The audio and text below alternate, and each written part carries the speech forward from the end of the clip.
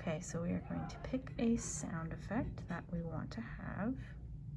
I'm going to try cats. Oh, it's clicked on cow. All right, and then I'm going to download as an MP3.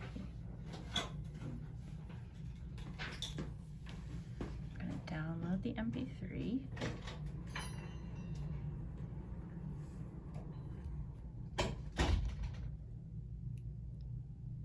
And that should have saved to my downloads. Oh, save file. Okay.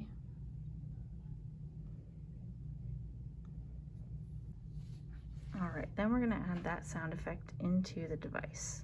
So let's say I want to add it into animals. I'll go to category, animals, menu, editor, and edit. I'll touch the button I want to edit. Then I'm going to go to actions. I'm going to add an action, audio, play audio. Then I'm going to go to import audio, go back, Windows, users, accent, and then downloads where that file should have saved. I'll click on that file, should be there, and press finished. Then I'm going to save, and it should be there. That's it.